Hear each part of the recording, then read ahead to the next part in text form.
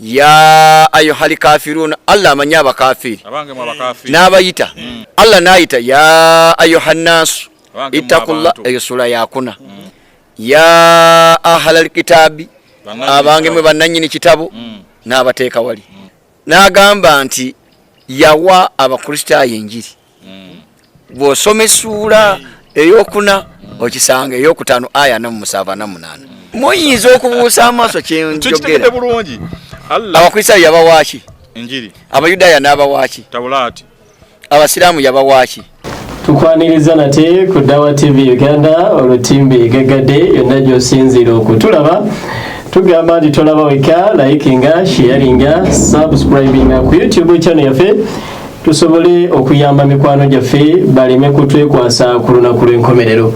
Kati ono agamba nti Allah tamanyi busiraamu era yeebuuza abasiraamu Allah yabawaaki oluvannyuma lw'okuwa abakristaayo enjiri abayudaaya tawulaati. Nolaba nga ebibuuzo bya nasale naye nga abibuuza musajja mukulu sekasebatiba soka otuwe kusala. Assalamu alaikum warahmatullahi wabarakatuh. Musajja mukulu myaka alabika asira agenda mu nkaaga. Abalabi baffe abalungi ab'ebitiibwa aba Dawa TV Uganda, munzikirize nate nsiremu okubalamusa n'ekiramuso ekisinga obulungi ekyatuweebwa Mukama Katonda byawandiikibwa ekyemirembe nti assalamu alaikum warahmatullahi wabarakatuh. Wa alaikum salam warahmatullahi wabarakatuh. Kansooke naawe seeka Sematimba Ssebo. Omusajja agamba Allah tamanyi kiyitibwa basiraamu. Kakati oli wongamba nti Allah tamanyi kiyitibwa basiraamu. Nsooka kwebuuza ye Allah oba Katonda we yamanyi ekyo kyakkiriza mukristaayo wabeera mukristaayo Allah amanyi obukristaayo era waba abomanyi nga yabwogerako nga kinga eddiini oba nga akabinja tegerekesa bulungi. Tusookera ku defense Allah amanyi obusiraamu. Ebigambo byo byonna byatuula bwino yakala kubanga ffe ekigambo busiraamu kitegeeza kirina amakulu mangi naye mu byawandiika tujja kijjamu amakulu ameka 2 amangungu. Tujja kujjamu amakulu agategeeza okugondera amateeka ga Katonda ntegerekesa bulungi oba okujemuukira amateeka ga Katonda. Kakati mukyo ti Allah ffe tamanyi bumanya busiraamu tamanyi bumanya busiraamu wabula ye yatutuuma n'abasiraamu. kati asobola otutuuma kyatamanyi ayinza okutuuma kyatamanyi. kola ngambye musajja oba tegedde Allah tamanyi bumanya buki busiraamu wabula yennyini ate yatutuuma abasiraamu n'agituwanga bwe butonde bwaffe sookera ddala butonde tuzaalibwa nabwo n'atugatuwanga ye ku busiraamu mu nsi tuwangaale nga tuli basiraamu n'atuga tetufanga nga tuli okujja nga tuli basiraamu ba mu nsi nga tuli musiraamu n'atugamba ekyo kyembawadde kyengera n'asembera n'atugamba nti n'okuyingira ejjana teri alina kugiyingira okujja nga musiraamu. ate ng'abimanyi musajja mukulu oyo abimanyi ntegerekesa bulungi. Kakati mukyo kyantegeeza kyeki nti ekisooka mu byonna nagala ntandikirewa seeka ndowooza kantandikire ku butonde. Tutandikire ku butonde. 3 Qur'an 3 Qur'an egamba bweti egamba tolina inti faaqim wajhaka liddiini hanifa. N'olwekyo gwe omuntu yolekeza amaaso go ng'onywerera ku ddiini entukuvu ngoko kwe kutonda kwa Katonda kwe yatonderako abantu bonna tewali kukyusa ntonda ya Katonda eyo eddiini y'Obusiraamu eddiini engolokofu kyokka abantu abasinga obungi tebamanyi kyotusoose okulaba mu aya eyo mbaddemu ebintu bibiri eddiini entukuvu era eddiini engolokofu ntegerekesa bulungi sooka nkwatireko ku kitabo kino bubumba butonde kitabo ekyo kinkwatiddeko ogendeko mu kitabo ky'Amubuulizi Omubuulizi essula ya 7 29 ekya Luzungu kya Luganda kikyawo 29 kitabo kibayita eky'Omubuulizi. Lwaki tugendayo kukulaga nti obutonde omuntu obutonde Katonda kwamutondera bubeera buki Busiraamu bunawo otuweeyo nga Katonda ayogera ku bukristaayo oba obulokole nga Katonda kwakoze eki kuyatondera omuki omuntu owulidde bwova ku ngero Zaburi ngero Mubuulizi 29 egamba bweti kantukewo ssebo 29 laba kino kyokka kye nalaba nga Katonda yakola abantu nga bagolokofu tugambye eri Obusiraamu bugolokofu Katonda era ekyo kyennyini ono kyalabye kyokka kyeyalaba bweya kiti nga Katonda yakola abantu nga basiraamu naye bo ne banoonya bingi bye baakunja gye beetumye balokole simanyi bakristaayo simanyi bamungu mwema simanyi batukuvu simanyi baseveniside simanyi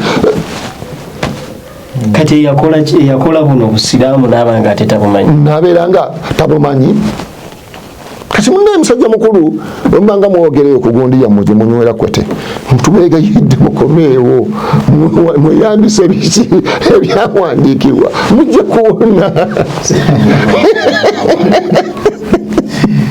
mujje kuwona kubanga munaba temwesibe ku byakunywera ebibajjako mwandibadde ebintu bino mubiwulira kuba tetubyogedde leero lwokka tudde tujje tubisoma seekasooka nsomereko mu ssula ejja kuba ya 2 aya 28 2:28 ssebo kantuukewo egamba bweti aya eya 28 egamba ngeri ki bwe mugaana okukkiriza okubaawo kwa Katonda 2:28 egamba bweti ssebo 2:28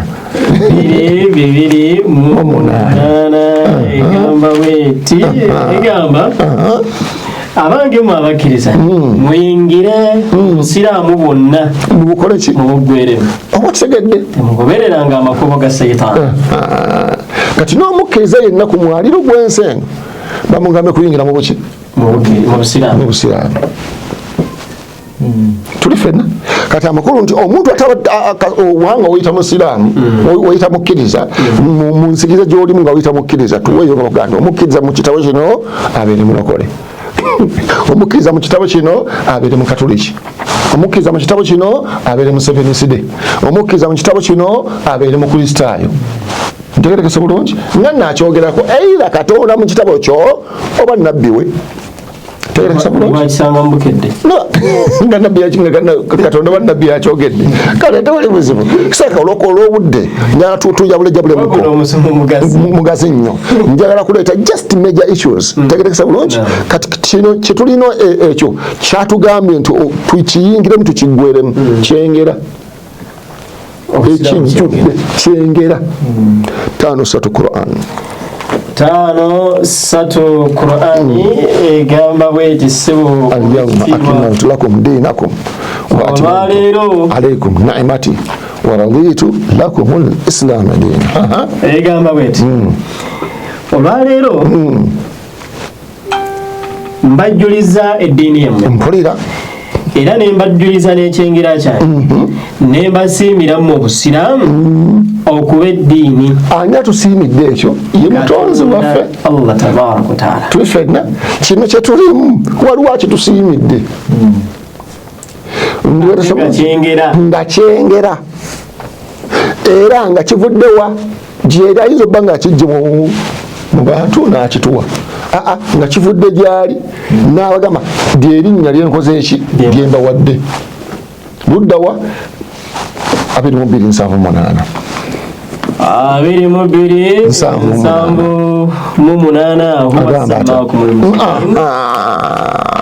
egamba bweti egambe tuwulire 78 egambe mutakabane ku lwa Katonda obukakafu bw'okutakabana. Ye yabawulamu abagoberezi ba Muhammad sallallahu alaihi wasallam, era yabateera mu ddiini kunyigirizibwa kwonna. Mpulira naye eno eddiini yammwe ye ddiini ya kitammwe Nabbi Ibrahim. Obiwulidde?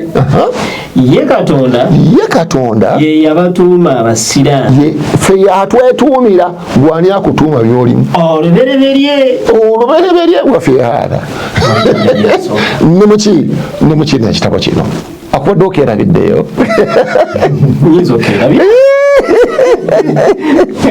ntegerekese bulungi. Kakati ffe tuli mu kintu nga newuuza omusumba gwe basinga okakasa nti ewaabwe ntegerekese bulungi wajja basimba nalayini abayite mumakkati omusinga wadde basobola n'omuteerawo red carpet nga bagimuteerawo. Ntegerekese bulungi yavaamu ebyo ebyaffe si byakweyita. Waliwo atuyita nga yatutuumye n'agituwa nga kyengera nga buli kimu kiri awo bwebulungamu nga nasunuddawo seeka tuyinza okusulawo wallahi munene. Naye ekikulu kya byonna tugenze mu kufa. Kati kugendayo naye ebintu bimeka aya 2 eyo ensonga njimale egamba etya tugenze mu kufa 3:12 Qur'an 3:12 Qur'ani egamba bweti agamba tuwulire abange mu abakkiriza mpulira sibe bali byagamba bayinge mu busiraamu bugwere mutye Katonda mu mazima g'okumutima era temufanga nga muli basiraamu. Okitegedde? Abannamaddala kakubeere tuzaaliddwa ku busiraamu tuwangadde Katonda atwagaza busiraamu mu kufa atwagaza buki atwagaza busiraamu.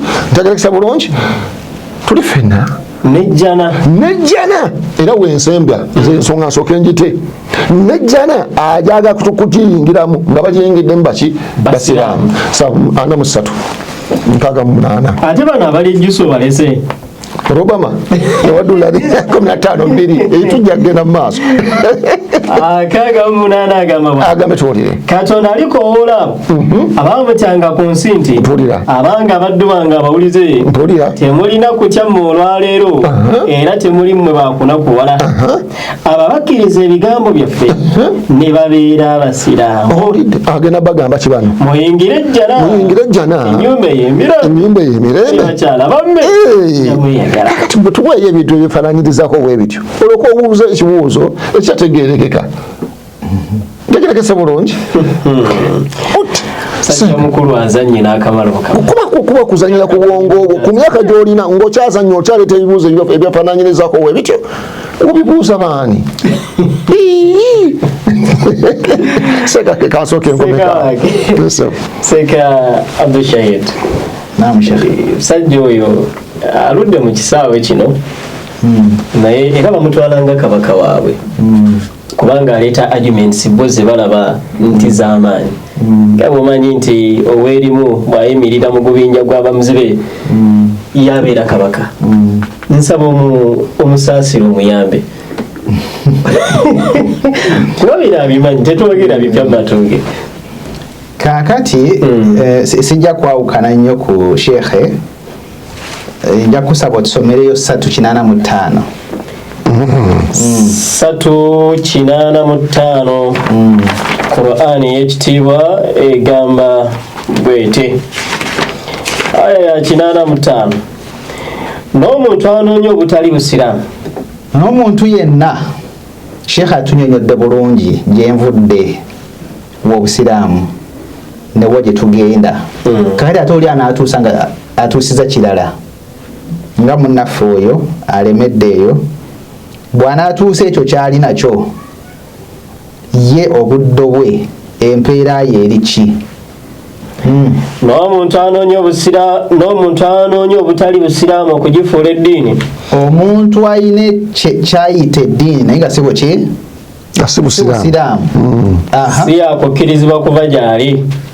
Tegenda kukkirizibwa.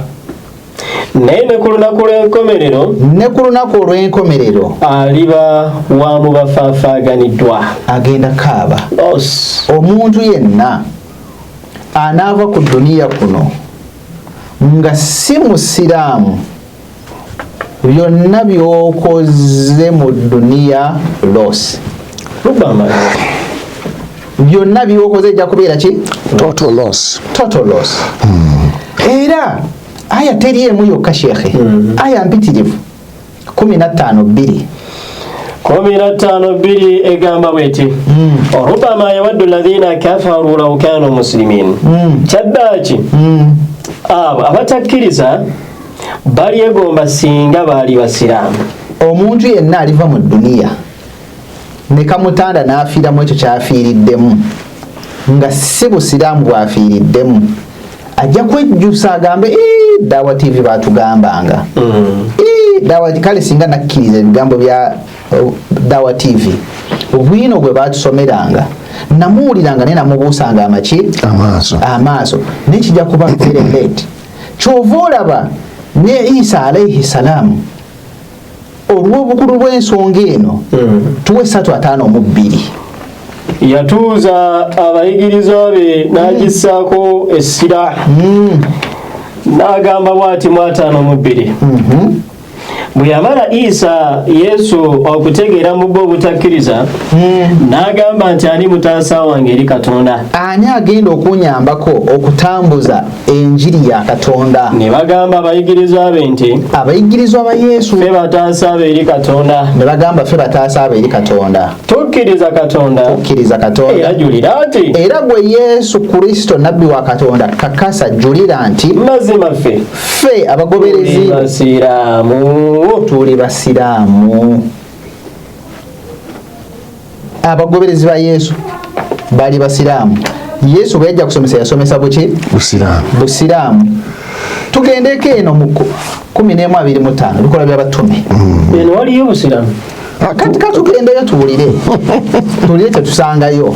Omusumba oyinza okuba bino tobiwulirangako essebo 11:25 emmere enkalubo si gye tuleese. 11:25 bikola batume. Yes. Agamba bw'ati n'avaayo okugenda e Taluso okunoonya Sawulo. Bwe yamala okumulaba n'amuleeta mu Antiokiya. Awo baatuuka ne bamala mwaka mulamba nga bakuŋŋaana n'ekkanisa ne bayigiriza ekibiina ekinene. Abayigirizwa ne basooka okuyitibwa Abakristaayo mu Antiokiya. Yesu nga yagenda dda. Yesu tamanye Bukristaayo. Yesu tamanye boki? Yaleka asimbye busiraamu. Bano ne bagenda mu Antiokiya ne bakuŋŋaanya indi. Ate ekyewuunyisa bo bakulimba nti Antiokiya Kristaayo okutandika mbo Pawulo yatandika buki? Obukristaayo. Nedda Bayibuli eri kiriya nti eyatandika yali Balunabba ne Sawulo, si Pawulo. Kubanga bo bajja kugamba nti Pawulo yali amaze okulabikirwa. Wano yali akyali Sawulo. Naye kati wano yali tanaba kulabikirwa, yali akyali Sawulo. Akyawakanya, akyayiganya enjigiriza ya Yesu n'ebikola bya Yesu n'ensomesa ya Yesu. Byerinnya ne batuwatidde nti Sawulo ono ayiganya ebya Yesu yatandika buki?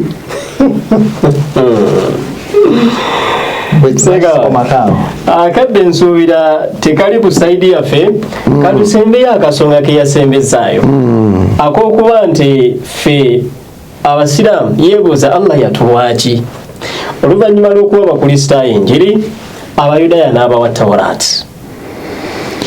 Kakati ekisooka shekhe wakomye atulaze obukristaayo butandika ddi byali byakweyita ntegerekesa bulungi bwonojja mu Quran ntegerekesa bulungi nosoma 5:14 ojja kusiŋŋananga ne Qur'ani hakasa nti bano bayita abakristaayo beeyita bweyisi si nzikiriza si ddiini katonda kabe Yesu tagimanyi kabe katonda muggulu takikola ki tagimanyi beeyita naye webeeyita abagoberezi baani ba Kristo abagoberezi ba Kristo baalina ddiini baali ba ddiini ki oluvannyuma lw'okweyita abakristaayo nti bo bafaanana Kristo baali ba ddiini ki kuba kiri kisinde asaka aya agireese 3:52 nga abo bennyini bajulira nti baali baki baali basiraamu nyendakawo mu 3:55 onsomera shariha yaayo olabe 3:55 egamba bweti abo abagoberera Isa be babakkiriza eddiini entuufu ey'obusiraamu okitegedde nti ono kubanga ono agambye nti Isa abakristaayo baweebwa enjiri nakwotinga 5 7 bwagikootinze aya si bweyogera wabula agenze mu nnyinnyonnyola yensonga lwaki ennyinyonnyola eyo evaayo etulaga nti bano abaweebwa enjiri aya egamba nti abaweebwa enjiri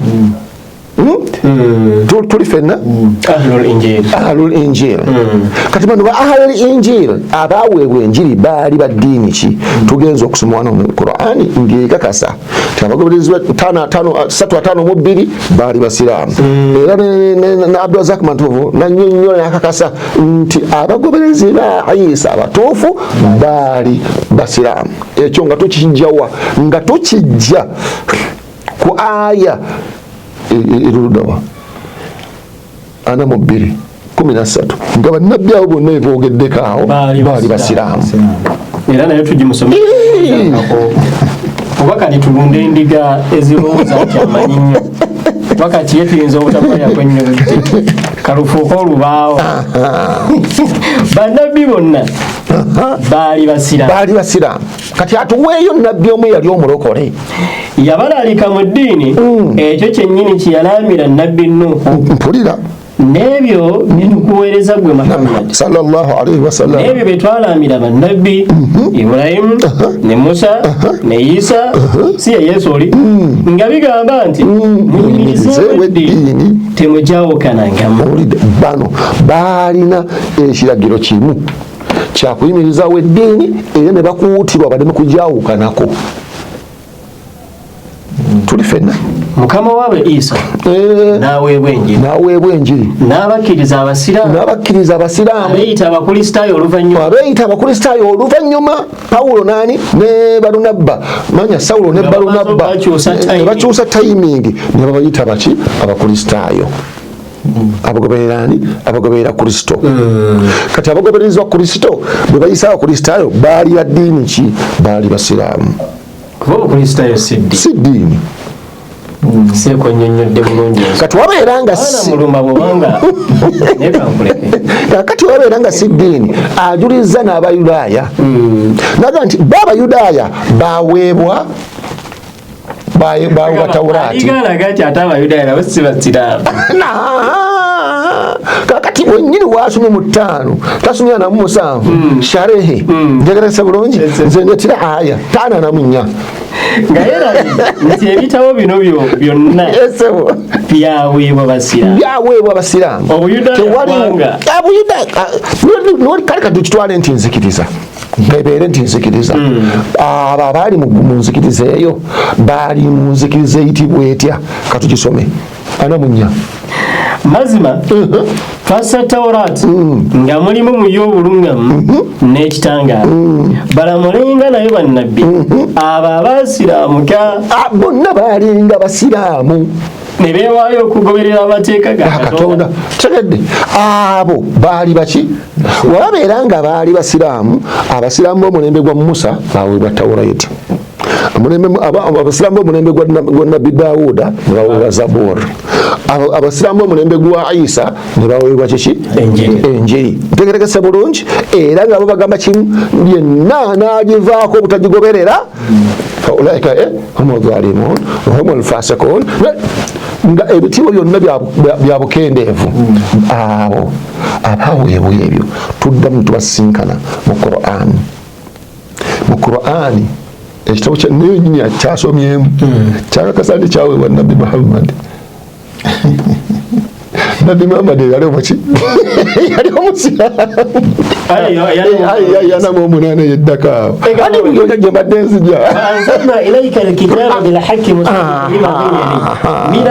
min alkitabi wa muhaiminan alayhi agamba bati netussa gy'oli gwe Muhammad sallallahu alaihi wasallam ekitabo n'amazima nga kikakasa ebyo ebiri mu maaso gaakyo ebiri mu kitabo Tawraati n'enjiri.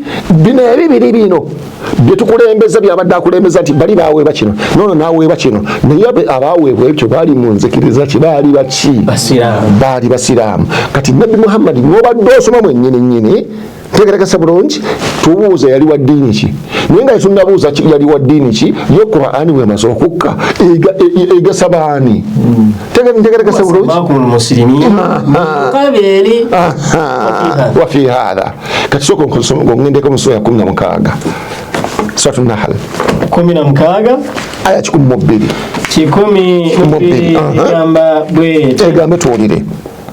Gamba nti yagisa Qur'ani mwoyo mutukuvu malayika Jibril okuva eri Mukama wo mu mazima eryoke enyweze okukkiriza kwabo abakkiriza era nga kyakulungamya na kusanyusa eri abasiraamu. Kati okyabuuza nti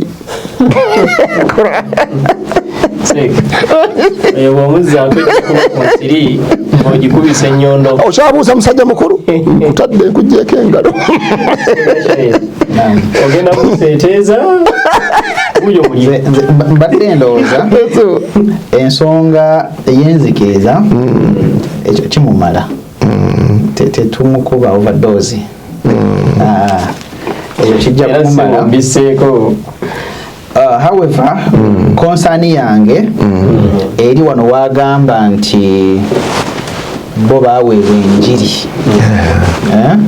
Sheikh akinyonyodde bulungi nti buli nabbi yali muki musiraamu.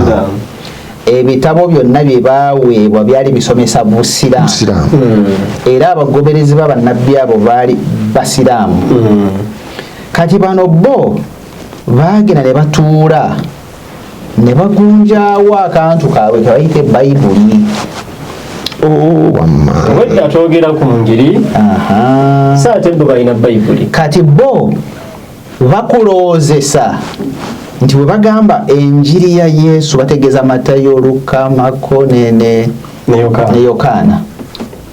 Era abantu bangi bali caught up akatundu ako mpulira okuloozesa abantu, okuloozesa ensi nti enjiri ebitabo bino byetusanga mu Bayibuli eya Matayo, eya Luka, Marko, Yokaana ne Pawulo sebalinamu enjiri. Kati bo bagamba yeki era ojja kusanga bawandiise enjiri nga bwe yawandiikibwa ani?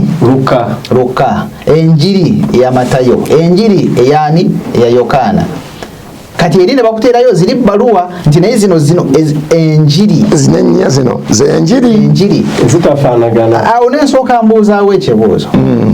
Enjiri bw'omuba nga omugamba nti ze zino eya Matayo, eya Marko, eya Luka n'eya Yokaana, Yesu yaweebwa njiri mmeka?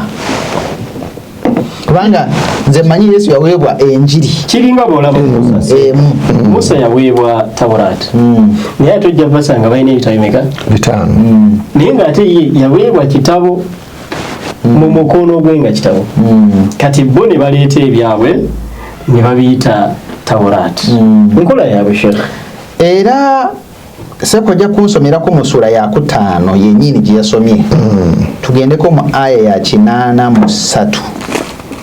Aya eyo omala ompe sherehe yaayo nga tumaze giyitamu ompeneshere baba nga bawulidde ebyo Katonda byasse eri omubaka olaba amaaso gaabwe nga gakulukusa amaziga mu ebyo bye baamanya mu mazima. Very good. Nga bagamba nti Mukama waffe tukkiriza tuwandiika awamu n'abajulizi. Very good. Kati aboogerwako wano be baani? Abo aboogerwako wano be bakristaayo abo abamu abakkiriza amazima ga Nabbi Muhammad sallallahu alaihi wasallam era n'abakkiriza era ne bakkiriza bo bayingira mu ddiini y'Obusiraamu, eddiini ey'Obusiraamu olw'okweyagalira era n'abakkiriza bayingira mu ddiini y'Obusiraamu olw'okweyagalira. Genda mu maaso. Bo olw'amazima gaabwe bwe basomerwa ebyo ebiri mu bitabo byabwe ebiraga okujja kwa Nabbi bakulukusa n'amaziga era nga bajulira n'obutuufu bw'ebyo byazze nabyo Nabbi Muhammad sallallahu alaihi wasallam era ne bamukkiriza. Kaakati wano we wali dilema, confusion wetandikira nti Isa alayhi salam yaweebwa enjiri, message ye package yaweebwa yali njiri. Enjiri bwe yagireeta n'atandika okugibuulira abantu. Time neetuuka Allah n'akola ki? N'amusitula n'amutwala. Allah bwe yamala okumutwala abantu ne basigala nga bagoberera Obusiraamu bwe yakola ki? Bwaleese ne bajja nga bagoberera emyaka ne gigenda, emyaka ne giyitawo, emyaka ne gikola ki? Kati abamu ne batandika okukyanga ebyawandiikibwa basawulo, ne batandika okukyusa mu Yesu byakola ki? Byayigiriza. Era nga bwe tulabye mu Bikumi by'Abatume 11:25 nti ne batuula ne bamala omwaka mulamba nga babuulira abantu Basawulo ne Balunabba babafuula abakristaayo. Ese mu mwaka munene era ndigevayo ekyuse Sheikh. Era abantu abo olwamala okubeera diverted okubajja ku njigiriza ya Yesu ne batuuma erinnya lyabwe kati erya abakristaayo. Era ne bakugamba nti ne basookera omulundi ogusooka okuyitibwa abakristaayo mu Antiokia nga Paulo ne Barnaba ne bakoze eki? Ne babajja ku linnya ettuufu ery'Obusiraamu. Kati abantu ne bajja nga bagoberera bali mu layini eyo, tuli bakristaayo tugoberera Yesu, tuli bakristaayo bamaze okubacyanga mu byaki? Mu byawandiikibwa. Ebyawandiikibwa ne babikwatamu ne babinyoolanyoola. Nabbi sallallahu alaihi wasallam bwe yajja najja n'obubaka bwa Qur'ani, abaali abasosolodooti, abaali abakulembeze, abaali bakulira ebisinde ebyo bwe baawulira Qur'ani ng'esomebwa, amazima ge baali bamanyi agaali gakwekeddwa nga bo bakulukusa amaziga ne bakola ki? Era kyeyagalire abasajja nga Abdullahi ibn Salam ne bayingira Obusiraamu ne bagamba ffe tubadde tukulira sayidi eno naye baatujja ku mulamwa. Kino kyekituufu kyennyini ekikwatagana ekiri kye twaliko ekya Yesu kye yali yaleeta. Bano baali baatujja bujja ku mulamwa. Era Yesu nsomerako mu Matayo 23. Eyo nga musumaali. Tusomeyo 23 egamba bweti Yesu n'abuna Galilaya. Yesu bwe yajja ng'asomesa n'atambula mu bibuga ng'asomesa abantu ng'abuulira n'abuna Galilaya yonna ng'abayigiriza mu makuŋŋaaniro gaabwe era ng'ababuulira enjiri ey'obwakabaka. Ng'ababuulira enjiri ey'obwakabaka, message ya Katonda gye bayita enjiri. Yesu bwe yajja okubuulira message Katonda gye yamuwa yali njiri. era message eyo yali orally delivered. Era Yesu bwe yali asomesa abantu leero baleme balimba nti enjiri ye Matayo, Marko, Luka, Yohana eyo tugenda kukola ki? Tugenda kutuukayo. Enjiri yali etambuzibwa mu mwa nga teri mu writing, yali orally transmitted nga bagenda babuulira ensomesa entuufu. Era n'abo abajja mu first sessions, mu first times ezo nga Yesu Kristo yakagenda baasigala bali ku nkola y'emu. Waliwo ekitabo kino The Basic Notes on the New Testament Theology, Revised Edition, kyawandiikibwa Ouma John Mario. Ku peegi eya 21 atugamba the Charigma.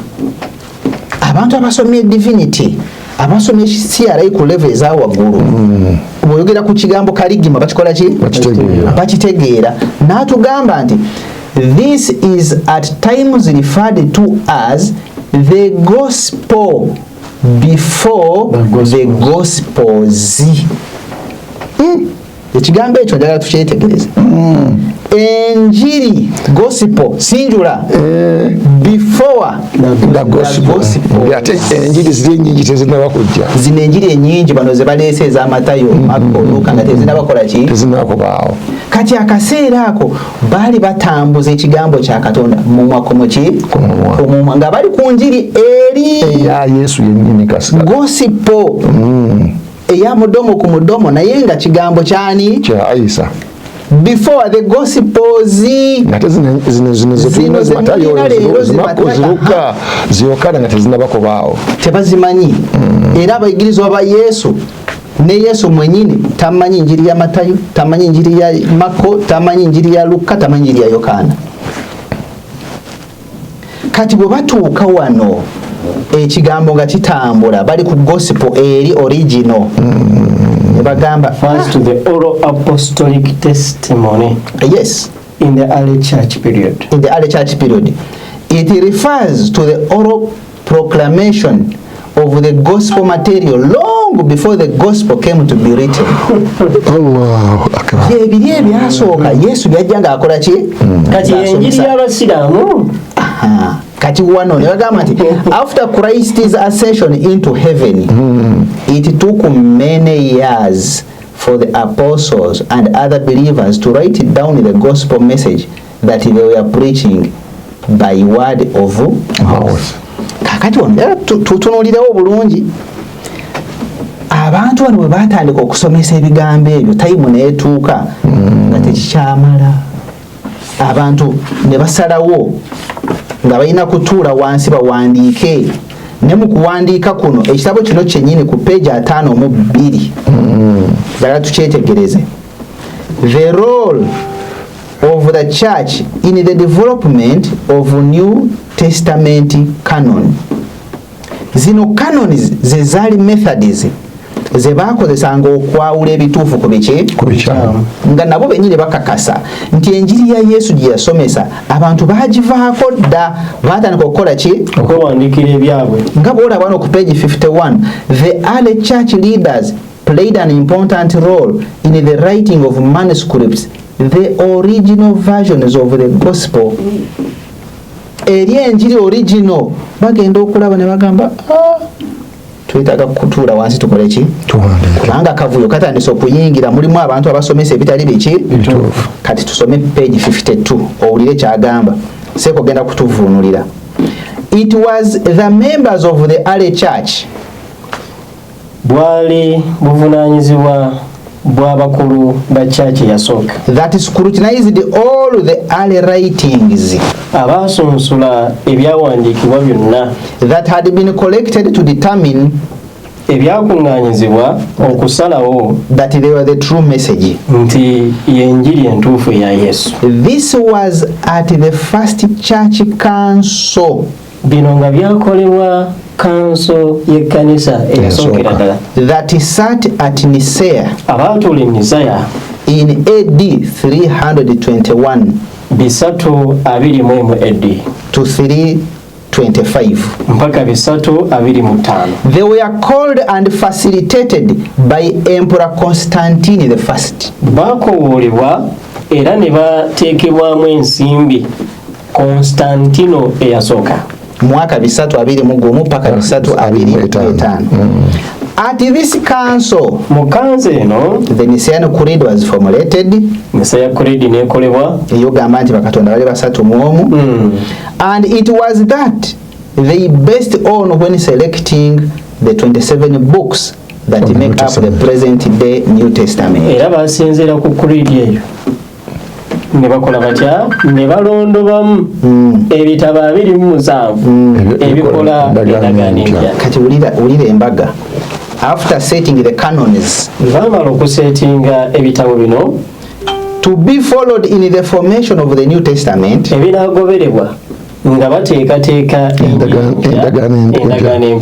early fathers proceeded to reject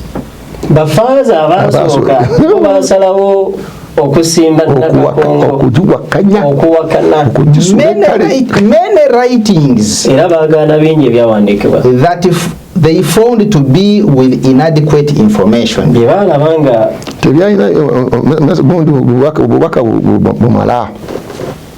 Oh, those that did not fulfill many of the demands of the various canons.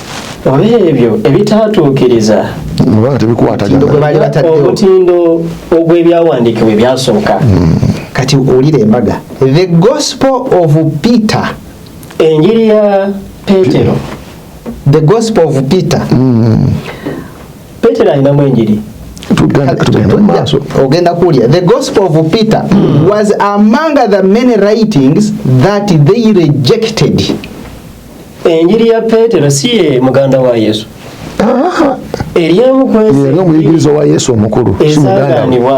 In spite of Peter being among the 3 most beloved apostles of the Lord.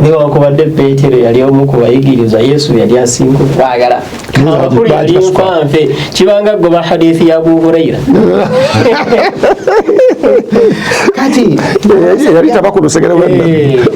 abasajja bano batuula mu mwaka 325 bali mu kulya bitavu ya kabaka Constantine kabaka Emperor Constantine owa Roman Empire oyasooka nga yabayise yabasponsories najja nagamba bannaye twagala kino bafaza bali abakabanga pulani esomebwa ne bayijekitinga kati bali be bali bamanya amazima gano bano kati ge batandise okujjamu tovola ba Petero eyali ku lusegere lwa Yesu ayinza okubasoza ekintu kyabo kiyibwa gwe bagamba yaweebwa ebisumuluzo byaki by'omuggulu ebyokunsi Matayo 16 enjiri bwe yagiteeka bwe yateekebwa ku meeza nti bannange bino bya Petero byaleka bagamba ebyo tebirina bigendererwa byaffe canon principle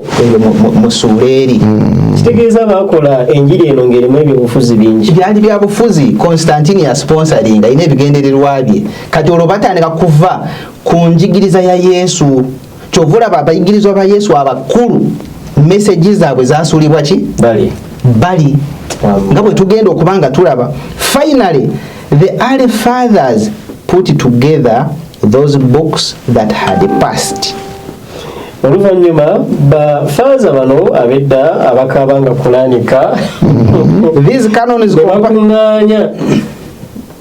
bakunganya ki ebitabo ne babiteeka wamu these canons compiling them one after another nga babigatta kimu ku kinne waakyo to make the present day New Testament ne bakola endagaano empya olwaleero gye mulabako 27 books bitabo 27 4 gospels njiri 4 and 23 letters bisatu ndo mwana tuma baluwa egenda Kolinso naye nesibira e Kampala kati wane enjiri bakulaga nti enjiri nezifuuka njiri mmeka nazokka 4 gospels ne bazifuula eya Matayo ne bazifuula eya Marko ne bazifuula eya Luka ne bazifuula eya Yokaana naye si bwe ekyo bwe kyali mu kusooka ekyo tekyaliyo ku mulembe gwani gwa Yesu tekyaliyo ku mulembe gw'abayigirizwa baani ba Yesu ebyaleetebwa abayigizi abayisi babisuula ki ne bateekawo ebyabo bye bakola ki nga bamaze okukola ebyo kati ne bagamba ki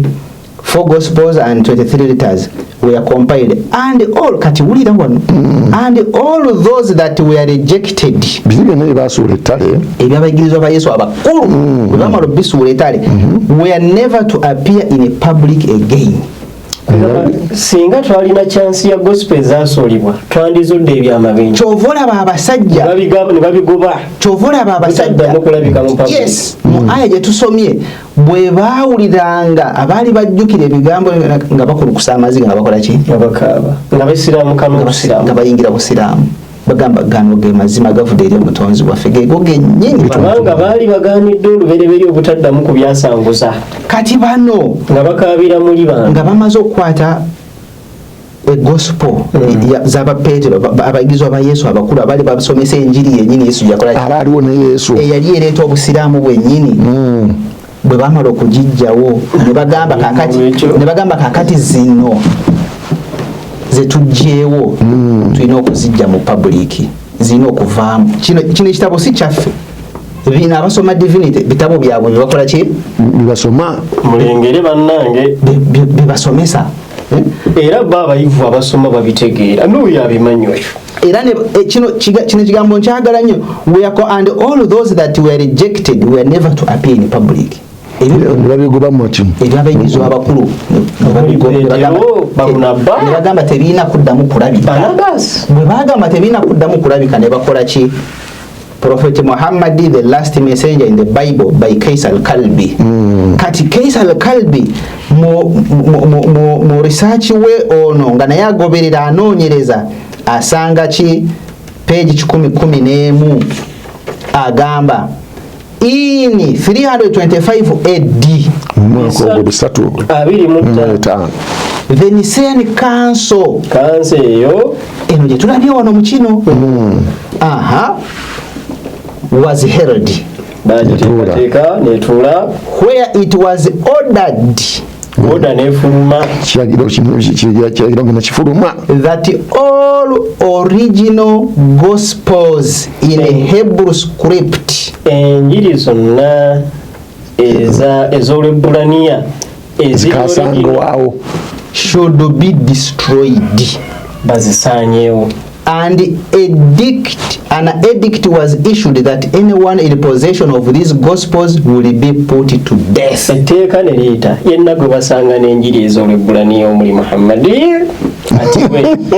enjiri zino baazikuŋŋaanya original message ya gospel ey'enjiri baagisalira amagezi wansi wa kiragiro kya kabaka Constantine yasooka ne bazikuŋŋaanya ne bazookya ono akanyiza n'ono bulungi nnyo bino bitabo bya divinity nti ziri enkadde ezaali ez'abayigirizwa tuzooke zivemu mu saturation kati ne bakola olukujjukujju olwo lwe bakola tunulira ku peegi 58 owulire kyakugamba musajja mbadde muyise mukulu naye okusinziira ku bino mwana tufu okwogera n'okubuuza byabadde abuuza bebi kati ziri bamaze okuzookya bataddewo zino nagamba kati bannaye kiri kiwedde tutaddewo katuwambye tutaddewo enjiri eki ebyaffe gospels ezaffe kati gospel ya Maaka gye twagala okutandika nayo gospel yani ingiza ku budde gospel ya Maaka it should also be noted that era muteekeddwa okukitegeera nti Peter an ordinary illiterate eyali teyasoma when writing his 2 letters and a gospel bwe yali awandiika ebbaluwa ze 2 n'enjiri the gospel was rejected enjiri yagaanibwa kyokka ate ebbaluwa nezireetebwa era ebbaluwa bw'onoosoma ku bbaluwa bakulaga nti si zeezo si ze yawandiika nazo baazikwatamu kati wano tuli ku njiri enjiri ya Petero omuyigirizwa wa Yesu ne bagikola ki ne bagigoba it therefore implies that much of the materials that Mark compiled was derived from his master Peter nawe kityo kitegeeza byonna Peetero bye yakola ki Mako bye yawandiika byonna Mako bye yawandiika byajjibwa mu masterpiece yani ya Peter. Kati ono Mako, the gospel according to Mark. Yes, ono Mako yali muyizi wa Peetero. Ulira ndalo tambule mpola kano ono kabagezi sikalungie Peetero ayina omuyizi we bamuyita Mako. Peetero eyali ne Yesu awandika enjiri bagigoba. Omuyizi we gwe bayita Mako awandika bye yawulira ku musomesa we Peetero byo babikola ki babikkiriza. John Mark never saw the Lord. Mako teyalaba ku Yesu Mako. Nor was he an eyewitness to his ministry. Teyalina mu julizi eyalaba ku Yesu n'amaaso ge ng'enjiri etambula. Yet it is obvious that his gospel is a very important New Testament writing upon which the writing of the Gospels of Matthew and Luke were based. Kyokka ate enjiri ye atalaba na ku Yesu ate kwe basinziira okuwandiika enjiri endala. Matayo ne Luka bonna bakopa kwani kuona atali muyigirizwa ate atalaba ku Yesu. Netugenda mu maaso. Therefore the writer of this gospel, abawandiisi b'enjiri, this gospel of Mark must have obtained vital information about the ministry of Christ as a result of his relationship with Peter. Bandibanga bafuna enjiri ya Mako olw'enkolagana gye yalina ne bwana Peetero. Kati wano wetubuliza Christianity, Peetero muyigirizwa wa Yesu. Peetero yaliwo nga Yesu asomesa enjiri. Peetero n'awandika enjiri ye ne mugigoba eniseya omuyizi we ate ne mukkiriza eya Mako atalaba ku Yesu, atali mu kiraasi ya Yesu, naye yali atambula ne Peetero gwe yasomako. Eyo logic mugitugamba muti eyo logic eyo mugitunyonyola muti. Era kyongera okukakasa nti ebya Mako byali tebifaanagana na Peetero. Kyekyaggigobya nti ono yaleeta edit ng'ate mulungi nnyo.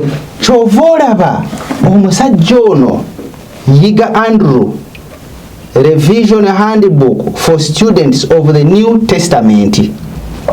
Ekitabo kye kino bw'ojja ku peegi eya 20 akugamba the very eyewitnesses of Christ got old. Abali ba eyewitnesses abalaba Yesu maaso ku maaso and others died n'abamu ne bafa before putting the gospel in writing. nga tebannaba kuwandiika. Kitegeeza ono Matayo, Yokaana nabo si ba eyewitnesses. Nzija kyenkugambe nti wano annaye twebaza Allah yatuwa obusiraamu. Alhamdulillah. Inna nahnu nazzalna dhikra wa inna lahu lahafidhun. Era ne bakugamba nti it perturbed certain members because there was no first hand information. Kyatawaanya nnyo bammemba abaali bawandiika kubanga tewaliwo first hand. Kutuwaliwo bubaka bulabwako bwasookera bwasooka. Bano abaatuula eniseya omwaka 3 toyinza kusunsula bireeteddwa mu kanzu nga tolina oligiriza. Onosunsula otya ekituufu n'ekikyamu. Kyova olaba ogenda ku page 6 yiga Andrew n'akugamba the period between AD 33 and 100 wakati w'omwaka ow'emyaka egyo is that period of the apostles.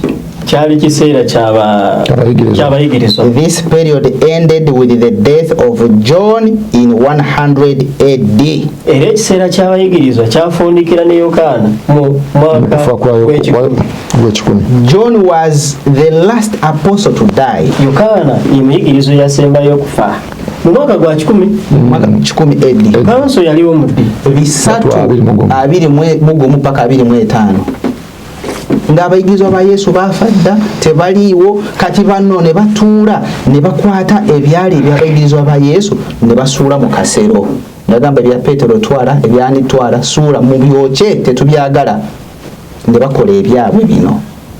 kati ne bakulimba ne bakufera enjiri gye batusibako ne bakufera ate ne bakulaga nti eno eyamako gye bajjemu enjiri zonna ye mother w'enjiri zonna eya Matayo eva muno eya Luka eva muno eya Yokaana eva muno naye ono tiyalaba ku Yesu tiyasoma ku Yesu tiyina njira ya Yesu naye yali muyigiriza wa Petero ate ya Petero yalaba ku Yesu yo bagigoba bagyocha ate yono ne bagikkiriza kyova olaba omusajja ono akulabula waliwo omulabuzi waliwo a thematic approach to the Old Testament kyawandikibwa Kirwana Sozi ne Kutesa Brian naye wano mu introduction wano ku part ya introduction balina kye batugamba an introduction to the Bible naboogera ku Bible bikibe ne bagamba paragraph eno nti however this is not to suggest that all issues in the Bible are relevant to us. Kino tebali mu kugamba nti buli ekiri mu Bible kirina omugaso gye tuli kirina amakulu gye tuli tekigwana. Some books ebitabo ebimu bear the names of people birina amannya g'abantu as if to suggest okulowooza that it is such a people who wrote these books. Nti abantu abo bennyini bannannyini mannya ago be bawandiika ebitabo bino. Bw'osoma Matayo yawandiika Matayo. Bali abaatuula Niseya bajjayo gali amannya bakusibe gwa akatambaala okukuloozesa nti kati zino enjiri ze bawandiise bali be baziwandiika naye nga z'original bamaze okuzikola ki okuzisaanyaawo. N'agenda amaaso n'agamba nti some scholars abamanya abamu hold that bagamba nti these books ebitabo bino could have been dedicated to influential people babidedicatinga ku bantu abamanya or ascribed to those who could meet publication costs. Ne babiteeka ku abo abaali basobola okukwata abantu okuteeka mu ssente mu kubifulumya. Kati abantu abali basobola okuteeka mwaka ki gamba ekitabo ne bakiwandiika moyo ataddemu akasi nagamba wana Matayo olina sente tugenda ne bapublishing ne bakiwa erinnya lyo. Kyova olaba wano the true message of Jesus Christ eno yawandiikibwa Dr. Bilal Phillips St. David's College University of Wales UK ku page 21 ayogera ku kyamannya kino n'agamba ono kyayogeddeko wano n'agamba the same is the case with other gospels. Kyekimu n'enjiri endala. Although Matthew, Luke and John are the names of disciples of Jesus, the authors of the gospels bearing their names were not those famous disciples, but other individuals who used the disciples' names to give their accounts credibility. In fact, فويل للذين يكتبون الكتاب ثم يقولون هذا من عند الله ليشتروا به ثمنا قليلا. In fact, amazima galinti all the gospels endiga kwemuli enjiri zonna originally saturated anonymously.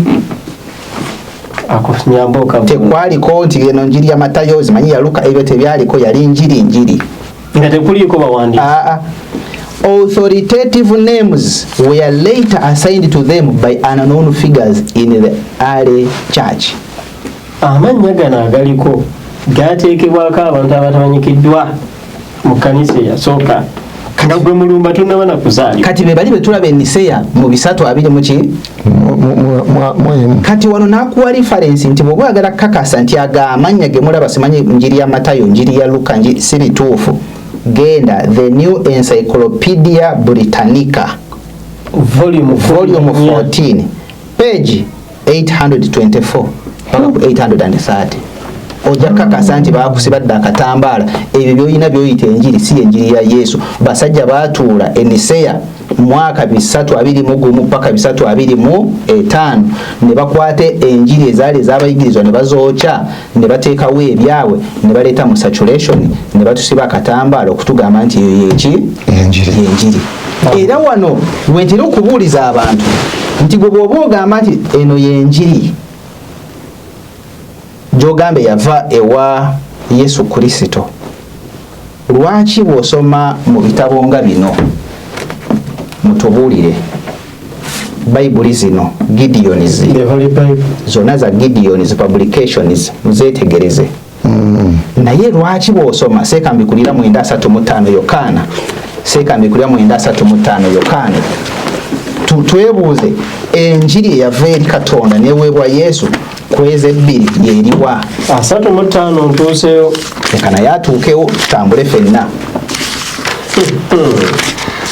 Aha, mutta ku TV bamwe nimukuba ku dini entuufu busirame basajja b'Omusilamuke mubone nga mumanyi we musula watonya abayinza obatamanyi omusajja bw'oba ne babujja ku street n'otandika okubuulira enjiri naye ate ono akuze ati naye omunjiri yava tutandike neyo olimu kusoma mu version osoma mu version ki Gideon yino Holy Bible Gideon Holy Bible ate seko osoma mu ki Holy Bible Gideon. Kati mutusomere 9:35 mwenna tuwulire tusooke neseeka wano. Then Jesus went about all the cities and the villages. Yesu n'atambula mu bibuga byonna n'ebyalo. Matthew Yokaana ono ali mu Matthew Wagambye Yokaana John 9:35. Wow, seeka kati sooka ene egamba bweti egambye nti Jesus had Yesu that they had cast him out, and having found him, he said, do you believe in the Son of Man? Yesu yasanga ng'omuntu we bamukasukidde wabweru bamusindisa bamugobedde ebweru n'amutuukako n'amubuuza, do you believe in the Son of Man? Okkiriza mu mwana w'omuntu? He answered, tukomaawo. Jesus had kati tusomere eyiyo and they had cast him out. Yesu n'awulira nti omusajja oli bamukasuse wabweru bamusindise ebweru. And when they had heard him, bwe yamala and when he had found him, bwe yamala okumutuukako, he said to him, n'agamba omusajja oyo, do you believe in the Son of God? Okkiriza mu mwana wa Katonda. Son of Man, Son of God. Kakati eno njiri ya Yokaana 9:35 neno njiri ya Yokaana 9:35 zona za Gideon eri egamba Son of Man, Son of Man, ene egamba Son of God. Ku njiri Yesu gye yasomesa kyekirimu mulimu Son of Man, mulimu Son of God. Kati ono confusion kubanga bintu biri man made batuka ne beerabira ne bakola edition ne bakola errors ne bakola errors kubanga webanga njiri ya Yesu eya Yokaana nga bwogamba njiri ya Yesu yandibadde ekigambo kiri kiki kuba Yesu alina kyeyayogera ekituufu ate eyo bwe tuvaayo lwaki bwojja wano mu good news kino kyo kankibuuze nve waggulu lumu lwaki bwogenda mu good news Matayo 18 line ya 11 teriimu muno ate muno mweri bwogenda mu Makko essuula 11 line ya 26 good news teriimu muno mweri bwaki bwogenda mu Luka 17:36 good news teriimu muno mweri bwogenda mu Yokaana ndi mu njiri zokka bwogenda mu Yokaana 5:4 mu good news teriimu muno mweri mutubuuliremu abagamba enjiri ya Yesu ene ya good news yava eri Katonda yaweebwa Yesu ebulamu ebimu oba ene ya Gideon yentuufu yaveewa Yesu ate gubagana ne ya Gideon munne kati ebyo temujja byogereranga wano ne bologa ati ono Gideon ye mutuufu ate ono amuwakanya abasajja batula eniseya seeka ng'amaliriza point ne bawandiika ebintu byabwe enjigiriza ya Yesu ne bagikuba ettale ne banoonya ebyabwe ne bagunjaawo ne bawunzika ne bagamba nti ffe tukigadde naye Allah ffe yatugamba dda mu sura ey'okubiri kamalirize n'eyo mbadde njagala kusomako wano mu preface ya Revised Standard Version naye obudde buyinza obutakola ki obutatumala kubanga Revised Standard Version mu preface akulagira ddala nti bino biina great defects kavuyo keerera akakola ki akali wano kankasome kano preface Roman 3 yet the King James Version has grave defects. These defects are so many and so serious. Ate nno buli kasita okuba zino zonna nga bajjayo eno leeta King James ejjudde ensobi abaffe Yesu enjiri gye yaleeta eriwa seeka bansomere 2:79 Quran kite 2:79 egamba bweti bannange owulira ebigambo n'okwamu amaanyi oba bino banabitegeera okubonaabona kwoli kwabo abawandiika ekitabo n'emikono kyabwe oluvannyuma ne bagamba nti bino bivudde eri Katonda balyoke babitunde ku miwendo emitono era basanga beewaana mu byokufuna nti publication eno tutunze miliyoni bwezi eza Bible tutunze eno yesinza okutunda eno yesinza okukola ki lwaki kintu kyabo baatuula eniseya mu mwaka 321 mpaka 325 nga kiri sponsored by Constantine asooka n'abateekamu ne batuula ne bakwata enjiri zonna eza origin ez'abayigizi ba Yesu zonna ne basaanyaawo bo ne bakwata ne bateekawo ebyabwe kati bino bye batugamba mbu eno y'enjiri ya Yesu era bw'omubuuza eno njiri ya Yesu oba Bayibuli ng'asirika seeka wange namushe adde nkusaba otusiibule ssebo kubanga enjiri ebuze nga bulijjo tulina Bayibuli ya Gideoni nga bulijjo tubagamba nti our mission is Islam for all. Ebibuuzo byawuuzizza bibiri weebuuza obusiraamu ani yakola ki weebuuza Allah tatumanyi tukulaze nti ate tatumanyi bumanya wabula ye yatutuuma ddiini yava wa Allah era tulina okuddayo nga tuli basiraamu tufune ejjana nga tuli baki tuli basiraamu seeka akulaze ti n'ebitabo byobadde ojuliza nti ki njiri ebyo nabyo tukugamba nti byemulina kati olwaleero si enjiri ya Isa kubanga abalina enjiri ya Isa boba entuufu baali basiraamu n'abalina enjiri abalina Tawuraati nabo baali baki baali basiraamu tukonkludinga tutya tukugamba nti byobadde obuuza byonna bizingire wamu ku busiraamu osiramuke naddala gwe mulumba va ku oyo omukozi w'ensimbi akuli ku kkono ntegerekesa bulungi oyo asimbeeyo eyo mukama wammwe oyo ye muleke yebba abakozi bansimbi asobola n'okutunda gwe yagaggawale naye gwe kola ki siramuka okomeweeka owone kati salaamu alaikum warahmatullahi barakallahu fikum wa jazakumullahu khairan tusaba Allah abalungamye ogwaffe gwakwogera era message tugituusiza temugenda kwekwasa muntu yenna newankubadde omusumba eyakubuza olina omutwe olina amagezi yensonga lwaki Katonda yakuba omutwe nga gugwo wekka wetegerera ensonga zino wabarakallahu fikum wa jazakumullahu khairan assalamu alaikum warahmatullahi wabarakatuh. Wa alaikum assalam warahmatullahi wabarakatuh.